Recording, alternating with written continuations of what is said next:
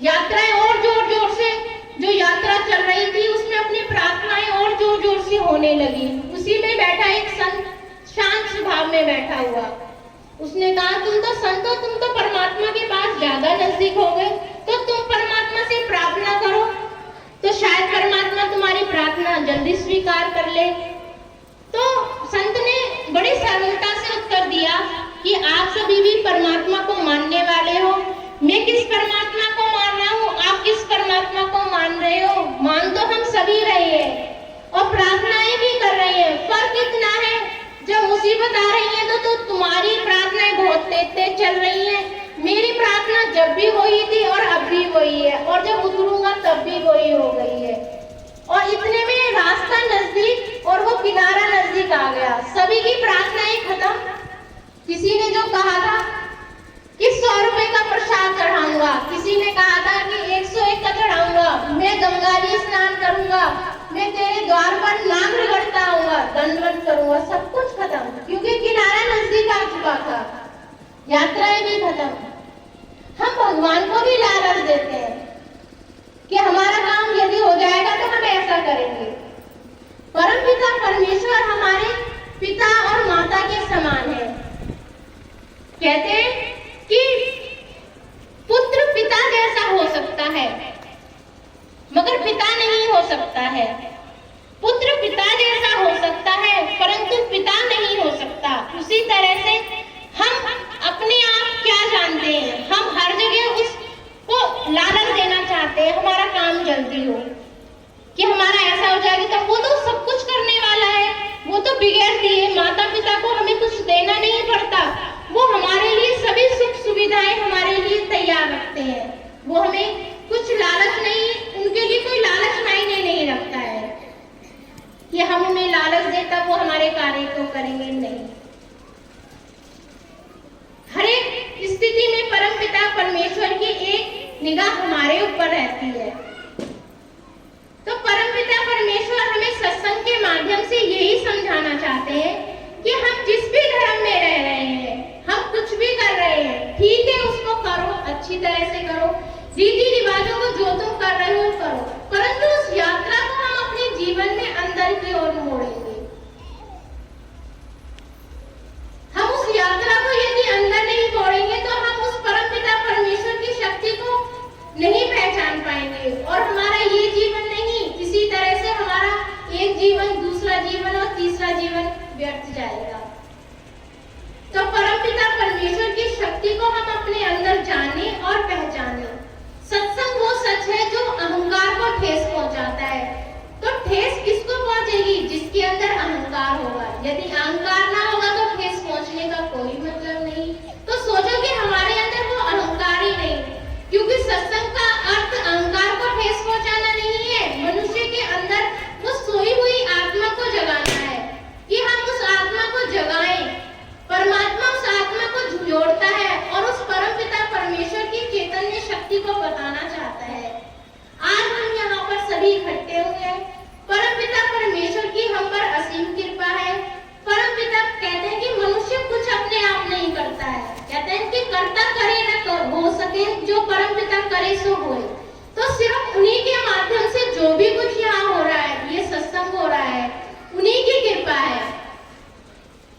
आज यहाँ पर परम पिता परमेश्वर का 7वां जन्म दिवस है। 6 साल पूरे हो चुके हैं। जन्म दिवस का अर्थ है कि जब भी जो भी बच्चा जन्म लेता है तो उसका जन्म दिवस मनाया जाता है। तो यहाँ पर आज ही परम पिता परमेश्वर का वो संत संदेश, वो सत्संग देने का आदेश हुआ था। माध्यम चाहे कोई भी बने, कर्ता चाहे कोई भी बने, मगर करने की शक्ति तो उस परम पिता परमेश्वर की है। तो उन्होंने जो दिन चुना था वो 23 अप्रैल का था। वो सत्संग का दिन जो चुना था वो 23 अप्रैल का था। तो आज 6 साल पूरे हो चुके हैं और ये 7वां जन्म दिवस है। तो हम परम पिता परमेश्वर की उस शक्ति को जाने और पहचाने कि परम पिता परमेश्वर क्या है और उसे हमें कैसे पाना है। अपने जीवन को हमें ऐसे ही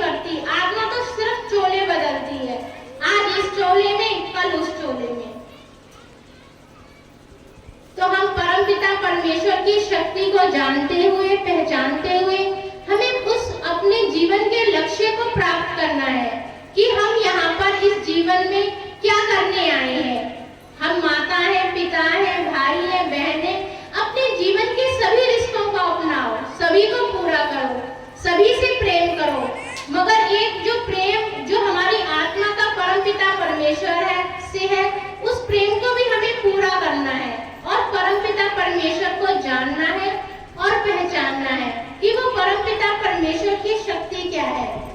महात्मा बुद्ध ने परमपिता परमेश्वर की शक्ति को जानने के लिए अपना गृहस्थ जीवन त्यागा,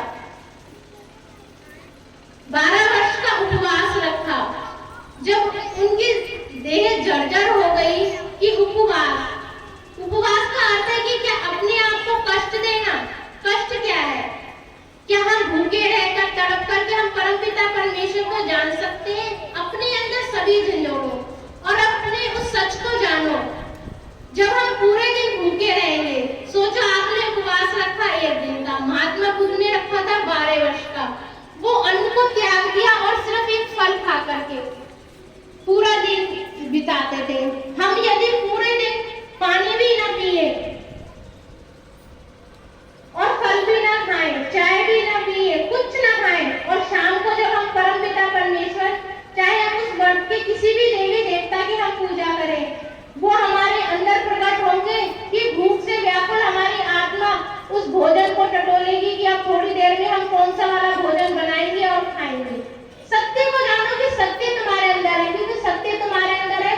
मुंह से चाहे इंसान कुछ भी कहता है, मगर जो अंदर का सत्य है वो स्वयं जानकर वो खुद कहेगा कि परमात्मा की शक्ति का स्वरूप के दर्शन होंगे, कि उस अन्न का याद हमें आएंगे, कि उस अन्न के दर्शन होंगे।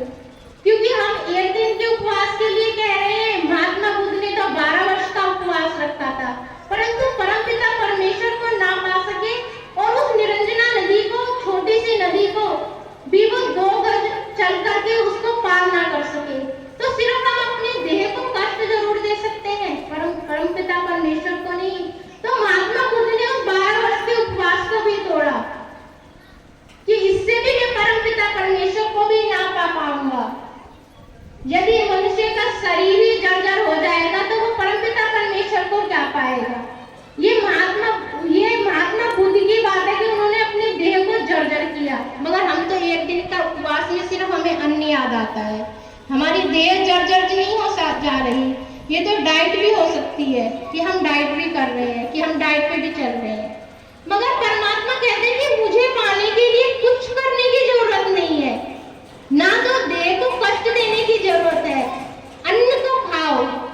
जब कहते हैं कि पेट पूजा तो काम दूजा, जब पेट में अन्न होगा तो परमात्मा के भी दर्शन होंगे, नहीं तो उस अन्न के ही हमें दर्शन हो जाएंगे कि अब हमें क्या खाना है। क्योंकि महात्मा बुद्ध भी 12 वर्ष के उपवास में परमपिता परमेश्वर को ना पा सके थे। अपने गृहस्थ जीवन को त्यागने के लिए भी परमात्मा नहीं कह रहे हैं, क्योंकि परमात्मा वहां है ही नहीं। गृहस्थ तो जंगलों में, पहाड़ों में थोड़ी ना है कि हम कहां भागेंगे। अपने अंदर है वो स्वयं की मूर्ति। वो मूर्ति तुम हो जो परमात्मा ने वो मूर्ति बनाई है और मंदिर है। कहते हैं कि क्यों इस नर नारायण, अर्थ तो हम कहते तो हम हैं, मगर उसको अर्थ को हम गहराई से समझे। नर नारायणी देह, इसका क्या अर्थ है कि हम जो नर है वही देह नारायण है, मगर कहते हैं कि बनाना पड़ता है। अपनी देह को नर नारायणी बना लो। परमपिता परमेश्वर का वो चैतन्य का जो मंदिर जो तुम्हारे अंदर, जहाँ परमात्मा विराजमान है,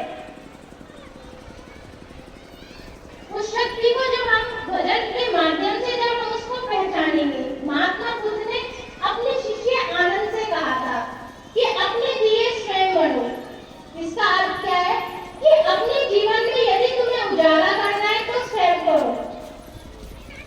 कहते हैं कि एक लाइटमैन लिए जा रहा था अंधेरे में, आनंद भी उसके पीछे पीछे चल रहा था। अब उस उजाले के पीछे पीछे आनंद चल रहे थे। महात्मा बुद्ध के शिष्य आनंद भी उस उजाले की तरफ सीधे सीधे चल रहे थे। जैसे ही उस पहले व्यक्ति ने अपनी लाइटें को दूसरे रास्ते पर कर ली तो उसके लिए अंधेरा था। तो हम भी वही स्थिति महात्मा बुद्ध ने आनंद को बताई थी कि अपने दिए स्वयं बनो, अपना दिया स्वयं जलाओ। इसका अर्थ है कि परमपिता परमेश्वर को तुम स्वयं पाओ, ना कि धर्म के माध्यम से। जो माता चली, पिता चले, सब चल रहे, जब उनका